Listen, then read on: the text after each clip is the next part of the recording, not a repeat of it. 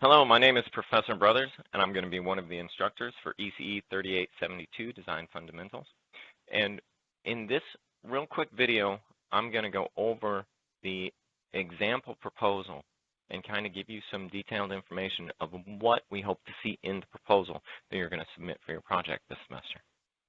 So if you open this example project template, on the very first slide, there's ECE3872. If you could please add your section, A, B, or C, onto this title.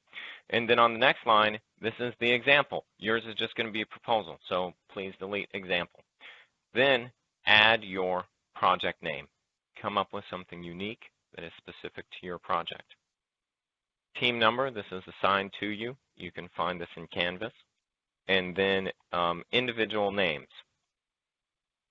Please include all the names of your team on here, and in every piece of work that you do, include everybody's name. This is important, not just now, but going forward in a scientific environment where we're doing publication of papers, where we're writing reports. You want to make sure to give credit to everyone who's contributed to that body of work. So it's a good habit to just get into.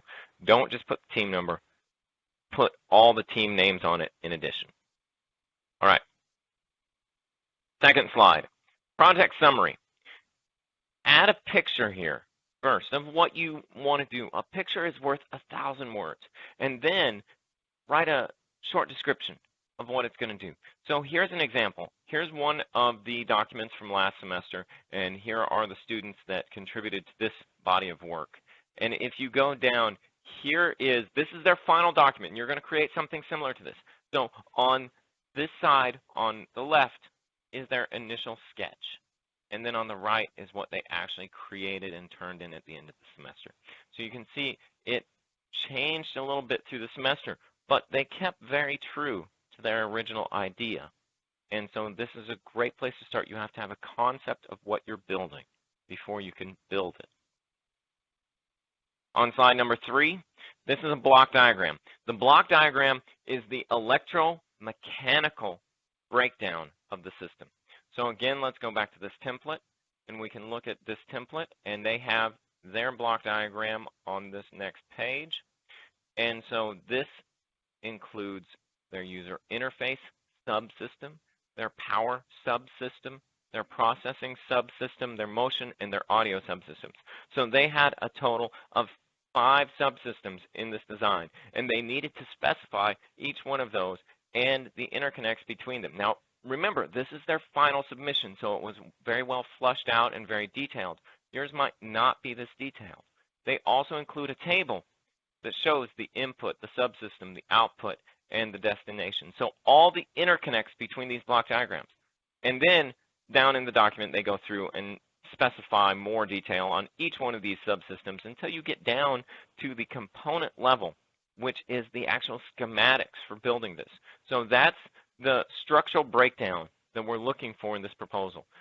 Not down to the component level at this time, but what we really want you to do is start to think about how do you group things together that are like in nature and connect them all together. So those are a good example of how to do this block diagram and what I'm looking for in this block diagram.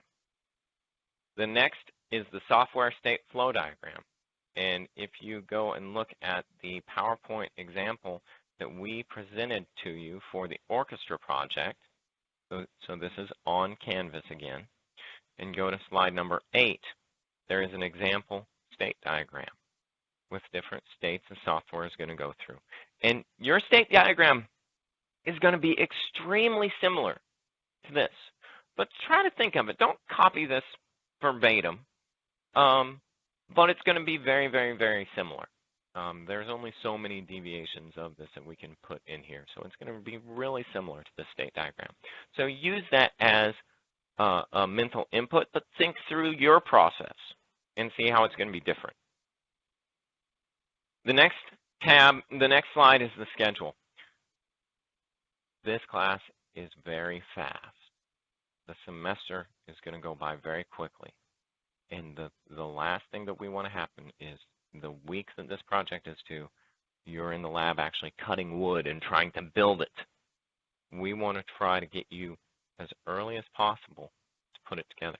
So think about the major tasks that you need to do in order to build this and put it together.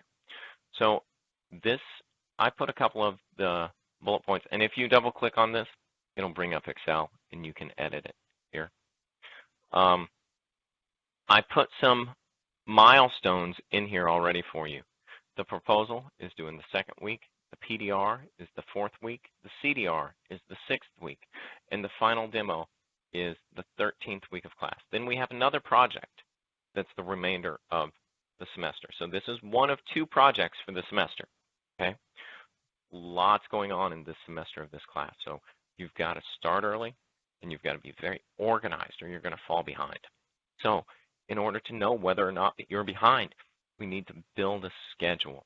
So think about the tasks that you're going to need for the proposal. Well, you're going to definitely need somebody to actually fill out the PowerPoint. And you're going to need somebody to come up with the block diagram, the sketch of it. You can assign that to different people on your team, and they can work together. You can work as a team to complete this action. And that's one of the big things we're going to work on this semester. How do you work as a team to complete actions instead of trying to have the entire team meet together to do everything together? That's not efficient, and it's not going to work for this class. So you really need to divide and conquer. So this is the foundation of how you divide and conquer. So if you think about this in conjunction with your block diagram, there are going to be tasks that need to be accomplished for the final demonstration, such as building each one of these parts of the block diagram and then putting them together. Here's a hint. At CDR, which is Critical Design Review, at CDR, you must have your software simulation completed. So software is going to be really a major focus pre-CDR. And then post-CDR is when you're putting everything together into the box and making sure it works. So really, if I were you, I would think about this in 3 phases: design, build, and test. Okay? So think about those 3 things: design, build, and test for every action you need to do, for every subsystem you need to do. Your schedule might not all fit on this one slide, but just try to hit some of the major items that you need to do. We will work on the schedule all through the semester. So at this point, just think about it. But I want you to think all the way to the final demo and say, okay, before the final demo, we need to test it. Before we test it, we need to have it all put together. Before we can have it all put together, we have to have the power system. We have to have the mechanical system. We have to have the processor working before we can get the processor working. And start at the end and work your way back to the beginning. And you can really see where the pieces fall into place.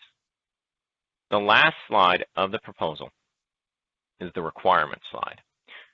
If you go back to, again, the PowerPoint that we have posted on Canvas regarding this electronic orchestra, there is a section that is called the customer needs or customer requirements.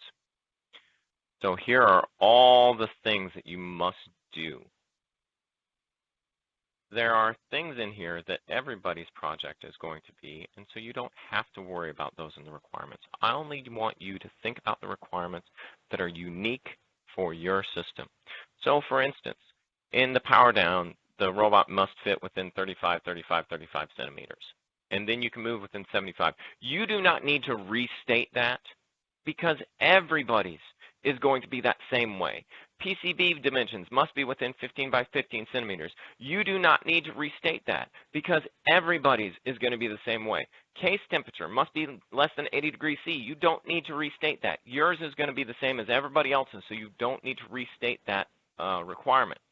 But what I do want you to tell me, how are you going to give an input to this device? How is the device going to move? So for you, you might say, okay, we're going to have a push button. We have a requirement on here that says it must, I can't remember where it's at right now in the PowerPoint. Oh, okay. must operate from 120. Maybe you're going to say that your system itself is going to use 5 volts DC or 12 volts DC, and you're going to have a 120 volt brick that plugs into the wall. Okay, that might be unique to your project because other projects might use a different DC voltage supply. So maybe you want to put that into there. You might want to think about how your project is going to move. So I gave an example in this PowerPoint. System will have a trumpet that moves from side to side and up and down for a total of 10 centimeters as measured along the arc.